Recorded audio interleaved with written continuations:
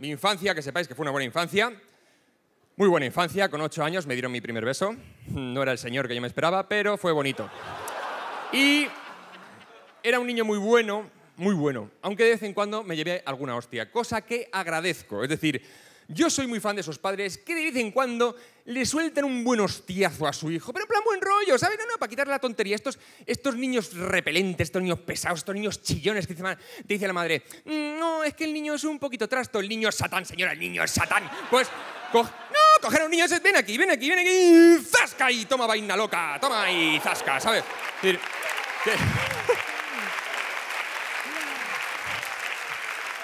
que... Hay que atizar a los niños de vez en cuando un poquito. Pero si no se enteran, si son de goma, el niño siente el dolor, pero no sufre. No, en serio. A ver, que los niños son de goma, esto lo sabemos, ¿no?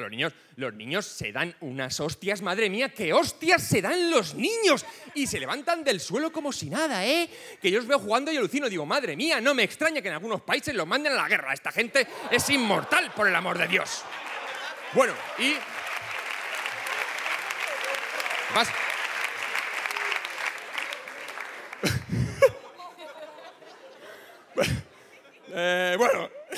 Bueno, y hablando de niños, cállate, que el otro día veo una noticia de una mujer que había tenido septillizos. ¡Septillizos!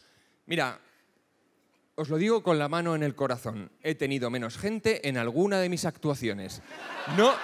No es broma. O sea, que son septillizos. Mi mujer tiene septillizos, le estoy pidiendo el pedigrí, macho, pero que debe ser lo más parecido a casarse con una muñeca matrioska. O sea, que son... No, que son septillizos. O sea, que...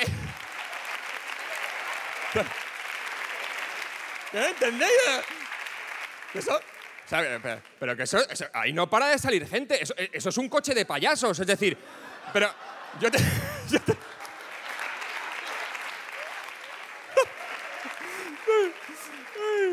Mira, yo tengo septillizos, no me pido la baja por paternidad, me pido la eutanasia directamente. Pero no me jodas, tío. Bueno, y la ecografía... Eso tuvo que ser una fiesta, en plan de... Dígame, doctor, ¿es niño o niña? Es una rave. O sea, que los de allí... Ordenadamente, por favor.